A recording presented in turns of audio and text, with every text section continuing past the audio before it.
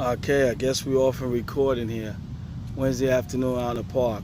You guys see me sitting down in the grass. They took the bench away. Probably knew I was coming. Anyway, I'm going to try to do this while the sun is at my back.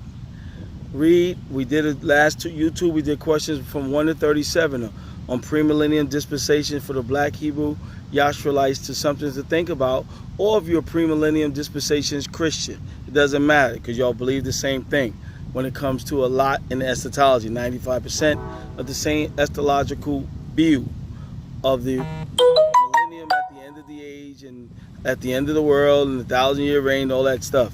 I'm tired of repeating this stuff, but I'm glad these YouTubes are coming to an end. Now, this is coming to an end, the YouTubes. But not the world, but the YouTubes will. Anyway, question number 38, right? There we go. Back to Daniel, D, and a Q. DQ stands not for Dairy Queen, but Daniel in question on my thing. Now, I'm holding a paper and reading and holding the phone at the same time. What are you doing? Where are you? I'm in New York City. If to anoint the most holy is not yet fulfilled, why does the scripture record that Yahushua was anointed as the most holy at his baptism? It's got all the verses here. Psalms 2:2, Psalms 45:7, Yeshayahu 11, 1-5, 42:1, 63, 61, 1-3, Matthew 3, 13-17, 12:28, 16:16, Marcos 1:24, Lucas 1:35, 4-16-21, verse 34, Yochanan 1:29-34, Yochanan 3:34, Yochanan 6:69, Yochanan 10:36-38, Yochanan 11:27, Acts 4:27, Acts 10:38, Hebrews 1:9, 1 Yochanan 5:6.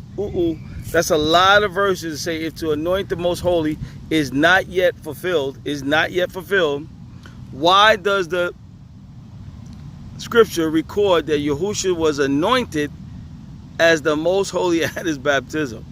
Now, those are the verses I read. I'm not reading on verses again. All right, that's the point. The point is, it was yet fulfilled. It was fulfilled, not yet fulfilled. It was fulfilled with all of those verses. Now, this is all the questions that you need to think about when you're being taught eschatological view in the Black Hebrew Yasharel camp. This is things that you need to think about. The wind is blowing, the sun is in my back, so I get to see these pages with these glasses on. Verse 39 is talking about the rapture, so I'm not going to even read that, but I believe in the first century catching away. Some people in the modern day futurism believes in the same. They call rapture people or whatever, catching away. I believe in that same concept in the first century. In the first century, but not physical bodies being caught up. It's a difference. All right, 40, a mil. Oh, this is for our mil. This is not for you guys. 40. Oh, yes, maybe it is. If Yahuwah is going to give the land, to the Yehudim, this one says Jews, in the future millennium, that's what y'all definitely believe that, the Black Hebrew YAHSHARALITEs, y'all definitely believe that. How can he possibly keep that promise when it is also taught that he will burn up the entire earth at the second coming? That's a good question. What number question is that? Boy, I got to remember. What question is that? Number 40. If he's going to burn up the earth for the second coming, 2 Peter, 2 Kepha chapter 3, and how's the millennium going to be set up? He's going to do that at the second coming to burn it up. That's the question of number 40.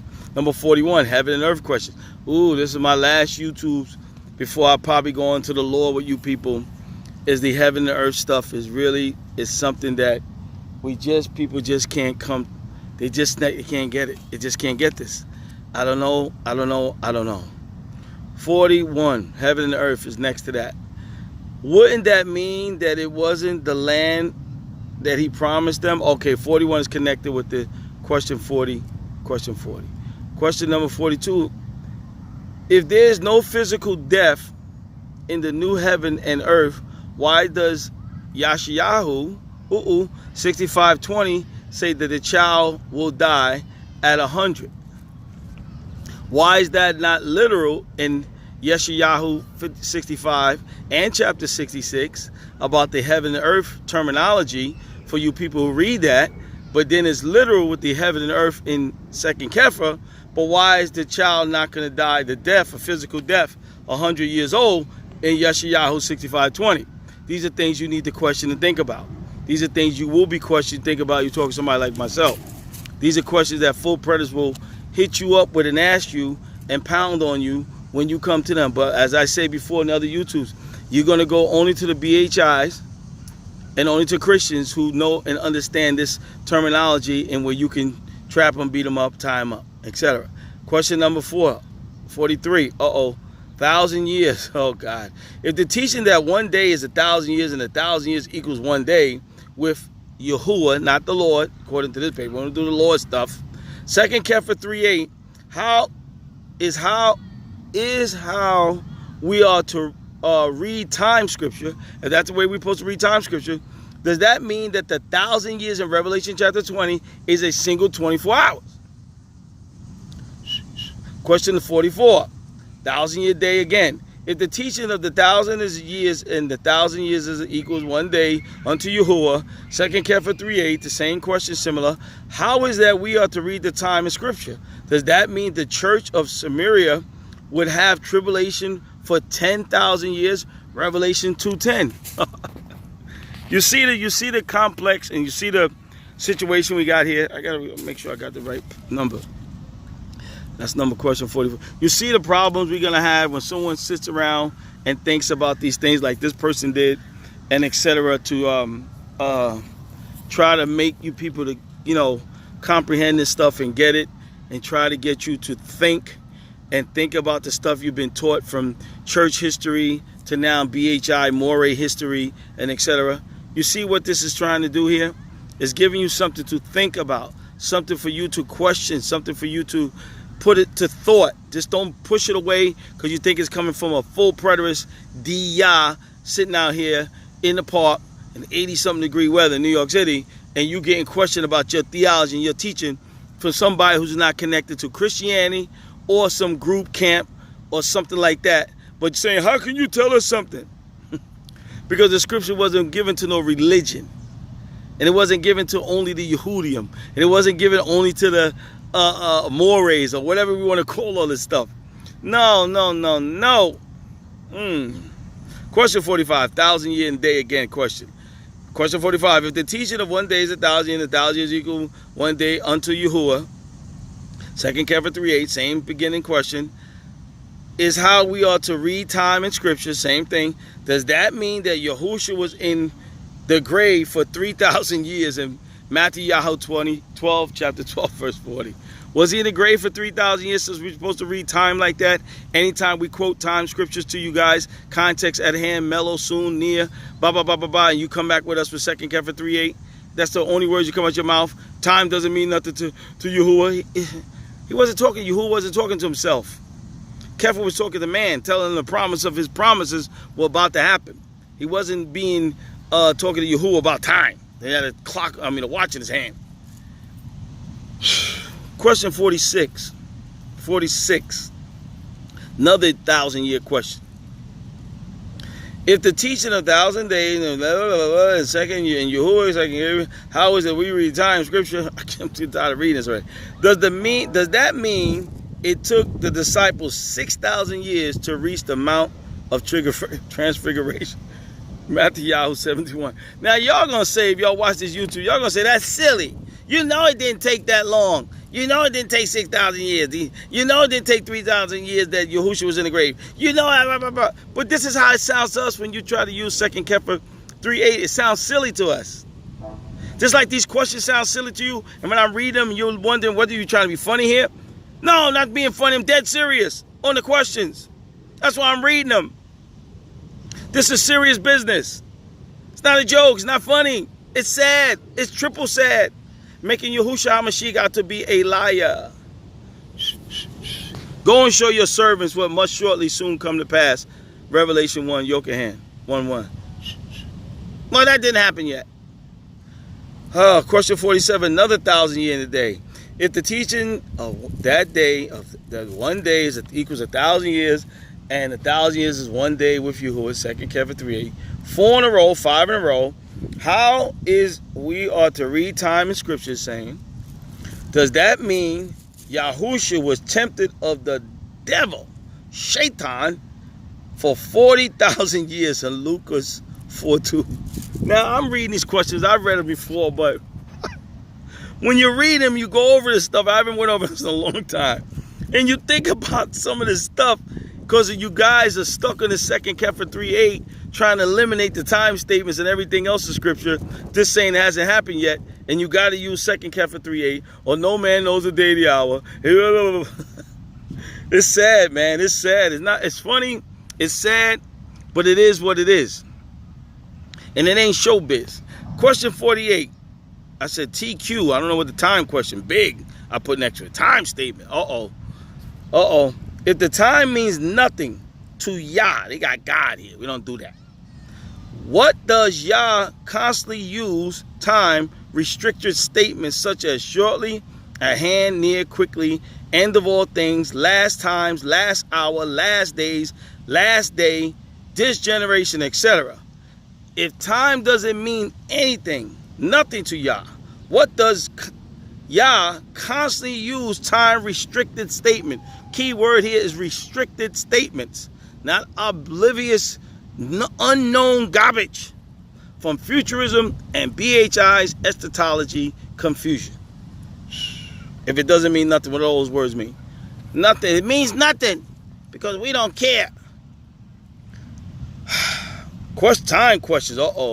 Back to time questions. 101 preterism. Question 49. If this means nothing to Yah, why does Yah consider 70 years a long time? Jeremiah Yahoo, chapter 29, verses 10 and 28, I believe. It's not 10 to 28, verses 10 to 28, Jeremiah Yahoo, chapter 29. If time means nothing, according to Yah, talking to Jeremiah Yahoo, consider the 70 years a long time. That's one of the questions we use when we hit y'all up with this stuff. That one right there. If 70 years is not, if time doesn't mean nothing about time, it doesn't matter. He told Jeremiah Yahoo that 29 chapter, it's a long time. 70 years. From Daniel, as I said plenty of times, to the first century is 500 years. If I got the calculations correct. And 2019 years and counting with no signs is obviously way out of whack with this generation. My. Question 50.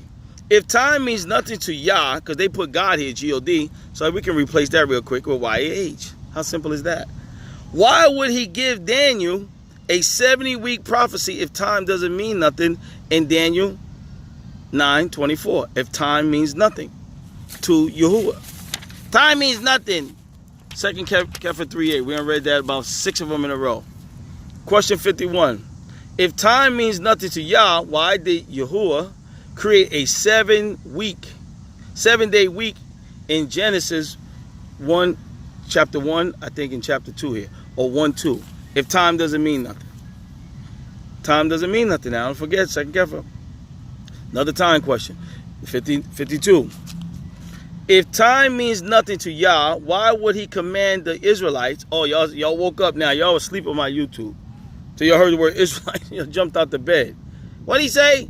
Israelites to keep the appointed feast days. Y'all sure enough keeping it today. We keeping Lord's statutes and commandments. We doing the feast days today.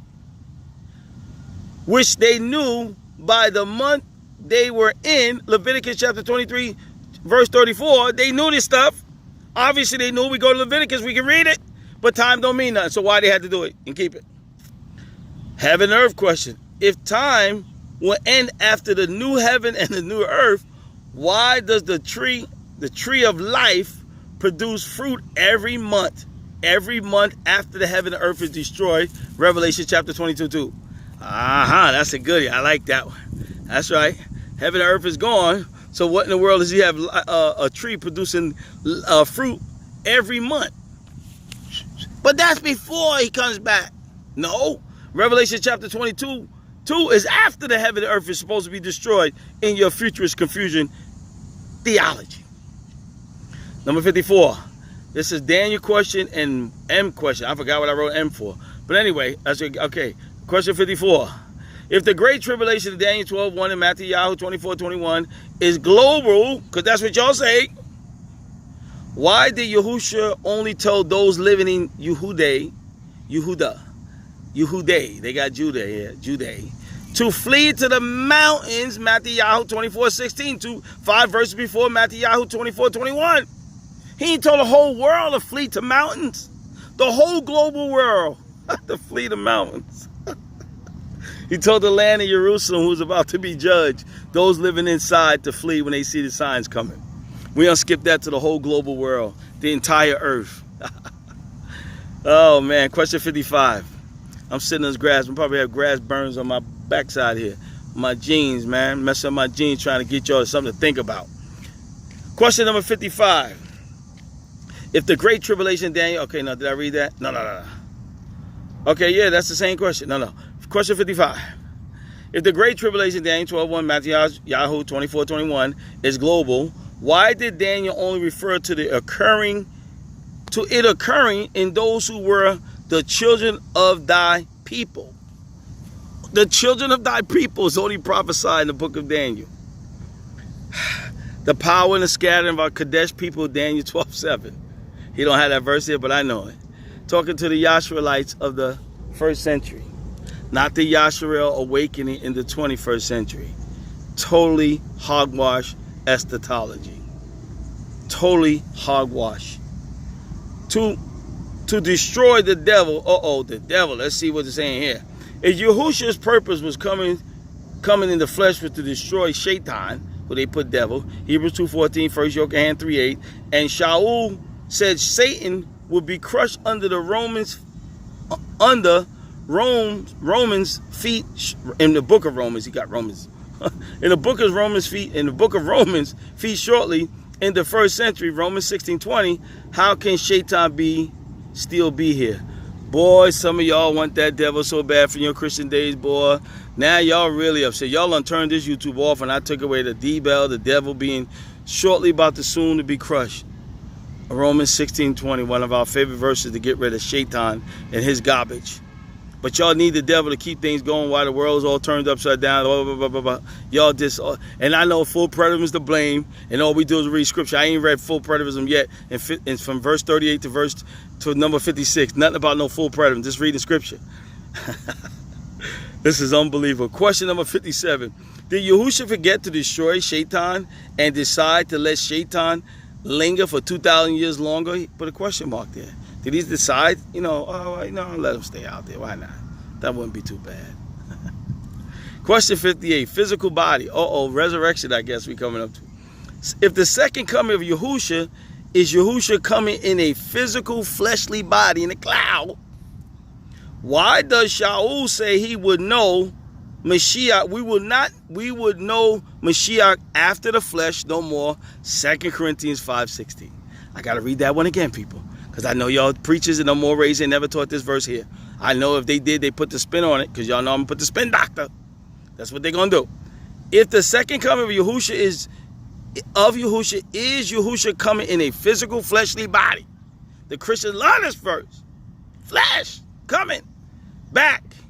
Why does Shaul say we will know Mashiach? We take the Christ word out. After the flesh, no more. 2 Corinthians 5:16. Great question. Great question number 58. I should put great question next to that. 59. If the second coming of Yahushua, same as the question 58, would be the world seeing him coming in the physical body. Revelation 1:7, I believe every eye shall see him. That's another one they quote with this.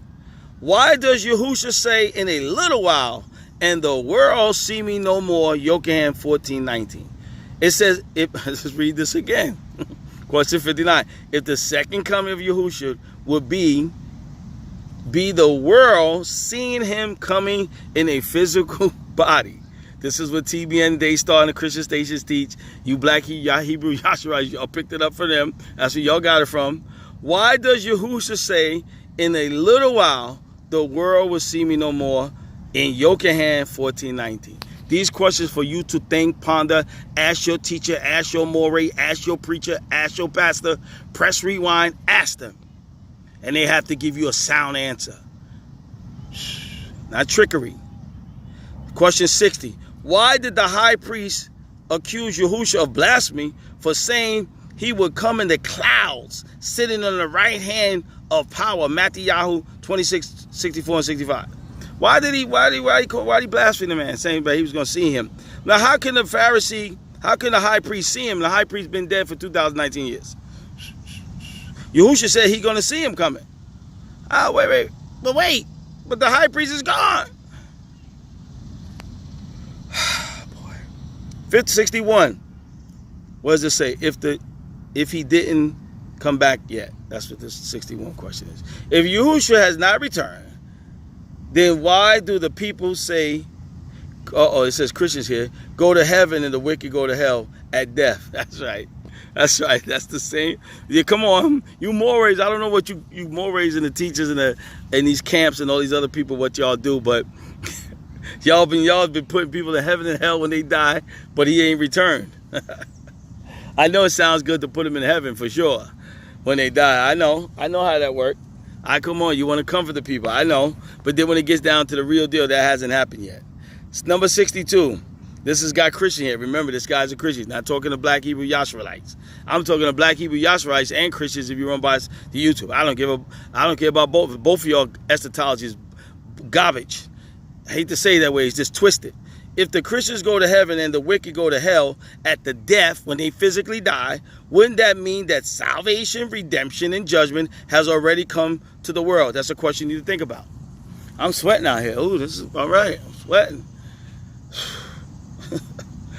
Question 63. Something told me to bring some water. I didn't think, doggone it. Question 63.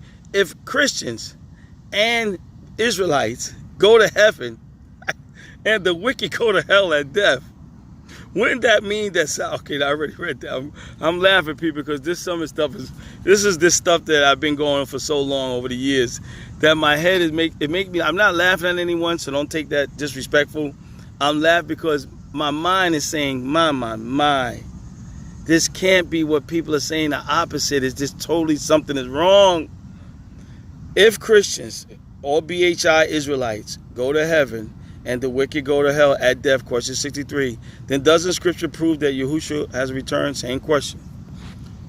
Question 64. If most Bible prophecy has not been fulfilled, partial preterists, confusion, futurism, or is being fulfilled today,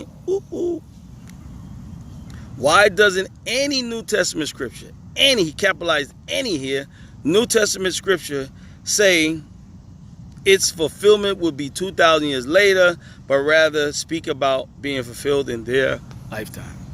Not one verse says in some present, future age without knowing. Generation to come is not in the new covenant terminology. No generation to come. Future to the generation living, their children 40 years later.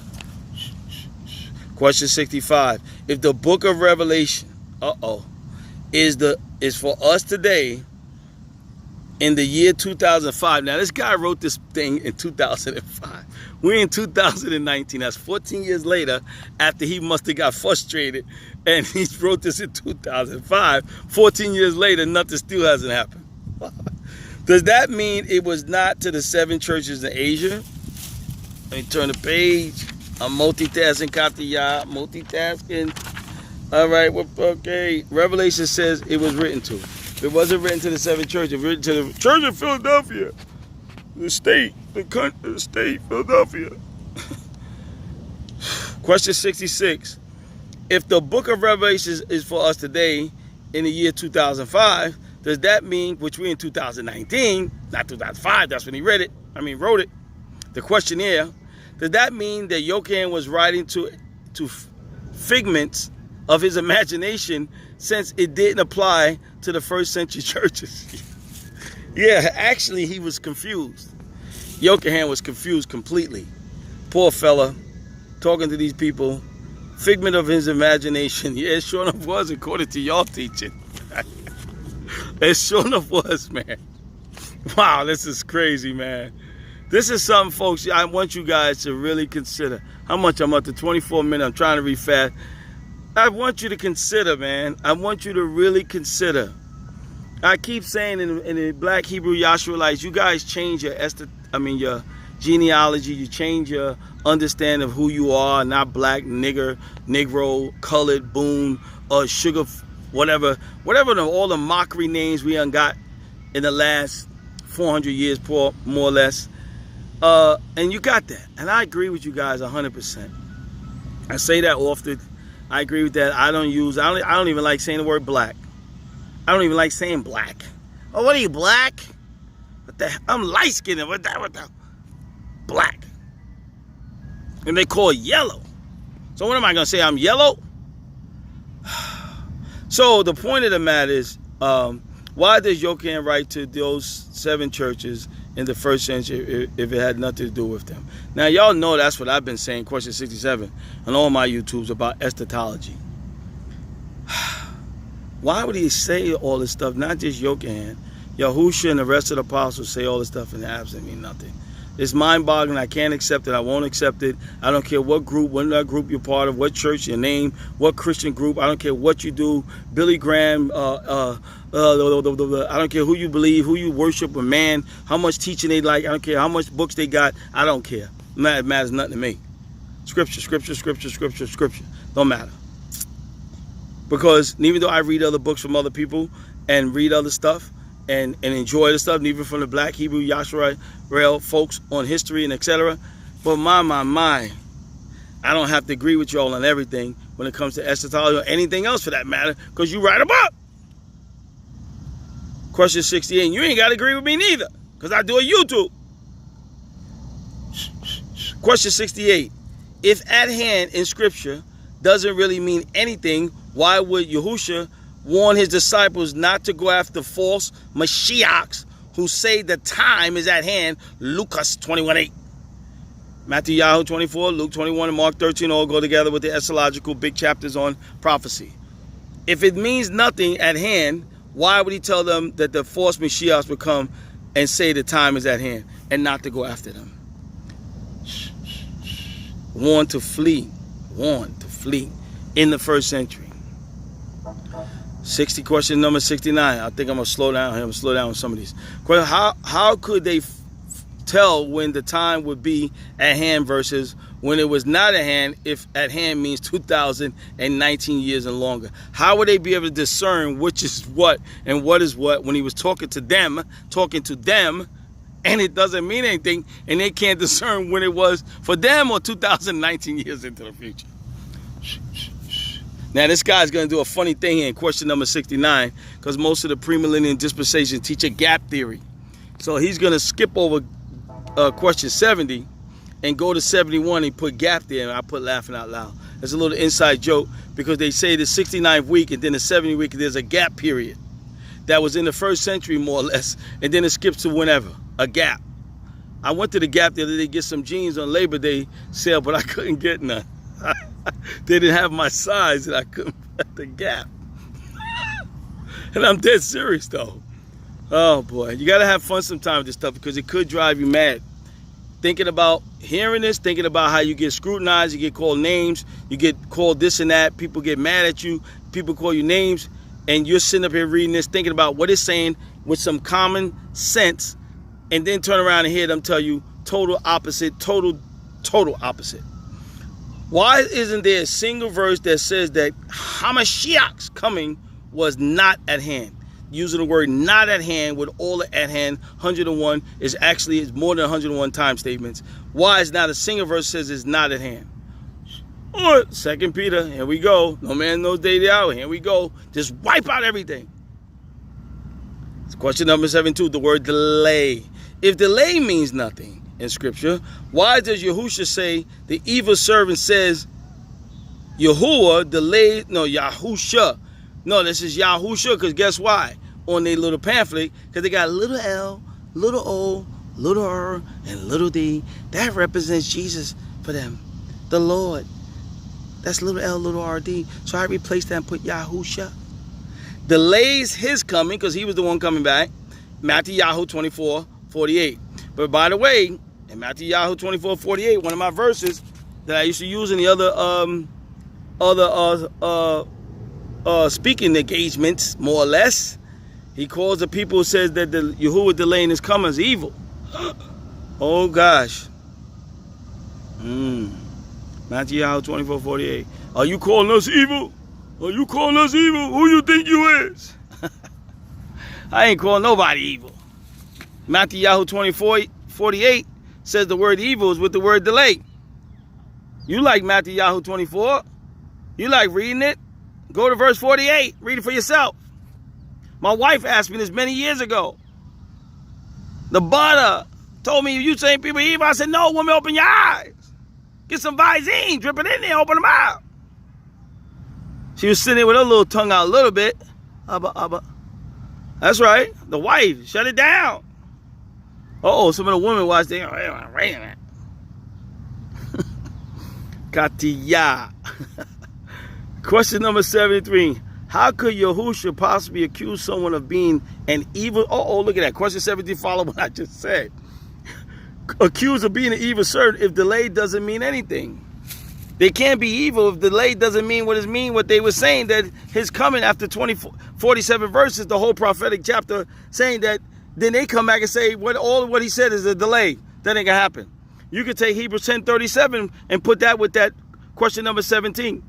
Question number 73, I mean. Hebrews 10:37. He that will come and will not tarry. No delay. Hebrews 10:37. You Hebrews. You Hebrews. Question number 74.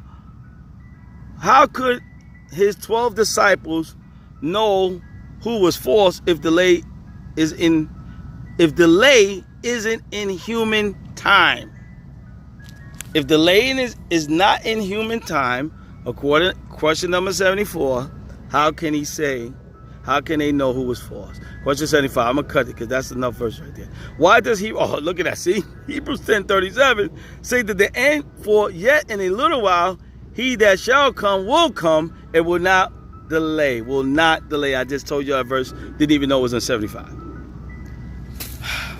People, this is something that you're going to have to consider big time.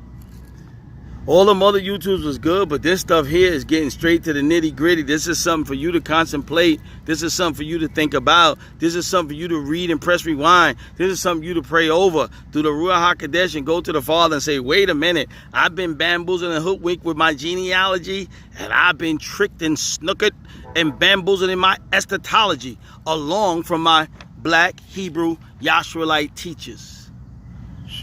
Ooh, boy, I'm in trouble. Nigga gonna say, yo, man, you better stop that, D. They're gonna be after you, man. Ain't nobody gonna be after me. If anything, they're gonna be saying, shut him up. Because he just, what is he saying? What is he doing, man? He messing up our whole thing. Question number 76. Why does Shaul say that nobody has immortality until the second coming of HaMashiach, and therefore cannot go to heaven? I underline that. Until the second coming. You can't get immortality before the second coming. Shaul said that, right? I.e. 1 Timothy 6, chapter 14 and 16. Verses 14 and 16. 1 Corinthians 15, 51 and 54. Without the second coming, you can't be putting people with immortality now in heaven when they die without the second coming. So if you black Hebrew Israelites do a funeral or service or whatever you want to call this stuff, and you do that and you say the person has immortality now with Yahuwah, Yah, etc., El Shaddai in heaven, and then you turn around the following Shabbat and say the second coming hasn't happened, you're going to have to read those verses again. 1 Timothy 6, 14 and 16, 1 Corinthians 15, 41 and 54.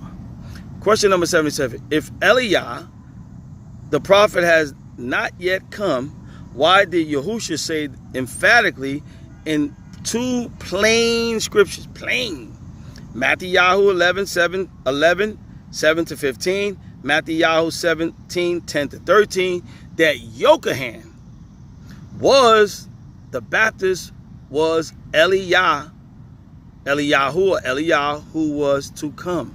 That was already fulfilled. That was before the great and terrible day of Yahuwah. In Malachi, this has to come in the great terrible day. We know that Yochanan the Baptist was representing as Eliyahu, not Eliyahu coming physically again in some millennium kingdom. So and he was supposed to come before the great and coming day of Yahuwah. The Eliyahu, Yochanan representing Eliyahu, already been done, fulfilled first century, but the day of Yahuwah totally put off. Wow. What question am I on, man? It's question 78. Question 78. If Eliyahu, the prophet, has not yet come, does that mean Yahusha isn't the Mashiach? Oh, look at that. Question 78, what I just said again. Before the terrible day of Yahuwah. Oh, man, people. This is not pretty. This is not ugly. See, this is different from what I've been doing. This is different from what I've been doing, teaching from the book and, futurism, what you believe, futurism, what predators believe, full predators believe against futurism, blah, blah, blah, blah. All of the topics I did on all the different teachings on the black Hebrew YAHSHARALITES with baptism and reincarnation, and he didn't come, he didn't die for everybody, he wasn't born, blah, blah, blah, blah. This is something for you going to have to question and think about if you listen to this YouTube. I'm up to 36 minutes, dang. Question, I'm going to stop at 80. If the anti-Mashiach is a single person who is a world leader in the end of time, not the time of the end, why doesn't a single verse speak about it? Question 81 is the same with question 80. If there is a 7-year tribulation in the future, why does the scripture speak about it? Now, y'all can come back and type under this, don't like, dislike, put the thumbs down, etc., etc., etc. I'm stopping at question 81. And do what you have to do to answer back. And say, you're wrong, D.I. You are wrong, man. You and your stuff. And you notice today, from question 38 to 81, today, I barely ever mentioned anything about some word called full preterism. Nothing today whatsoever. Has nothing to do with these questions. Because the scriptures bear witness to the truth. Not some word called full preterism, full confusion, futurism, full premillennium dispensation, historicus, amillennialists. Has nothing to do with nothing. It's just jacked up stuff that Christians made up, fighting amongst themselves. Hebrews in no first century wasn't calling themselves by no tenets of no eschatological understanding, etc. And here we go. We got to fight through all of this in our day, which is warm because, hey, we got all these doctrines and tenets. All this stuff is been thrown at you from the Christian to the BHI to blah, blah, blah. You just get beat down. You get beat down. I'm stopping at question 81. That's enough. That's enough. That's enough on this. Question 81. I got to write this down before I forget. All right. We went from question 38 to 81. Wow. Now, I was reading fast. I don't know why ain't nobody chasing me. Let me look over my shoulder. I was about to say something. I don't need to. Oh, man. But anyway, all right, people. So, I wanted to come outside and do this YouTube. I was sitting up in the house. I was about to go and do it but I said, let me go get outside. One day off a week, man. Work. Got doggone. Get outside, stretch my legs, get out here. Breathe some of this so-called fresh air from New York City. I don't know about these trees up here where I live. I don't know. I'm about to go downtown and get that fresh air from the trees. But anyway, folks, 81 verses. Something you need to think about. Something you have to think about. Something you have to put your people who you trust to question. To question them on the questions. You have to do it. You can't take every man's word, including mine.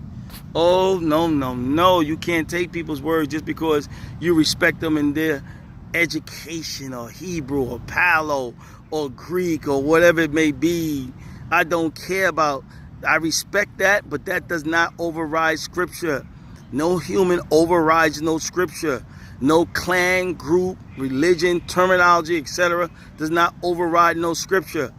We have to make sure that we are getting the truth from the Ruach HaKodesh. I didn't say I got the truth and you're getting it from me. Well, you act like... No, I gave you some questions. I did some YouTube. That's all. This is what's going on here. That's for you to do your Acts 17:11 with the questions. That's for you to do that. I done mine already. Okay? Now, you may not agree with me. You may tell me, take a hike. Get out of your face. I don't want to see this. I want to hear this nonsense no more. Because I don't care. I want cognitive dissonance or dissonance. Cognitive, block it out. Like the sun comes, the cloud comes and blocks the sun out once in a while out here. And you can't even barely see the sun no more. That's what you do when you just block it out. Don't want to change.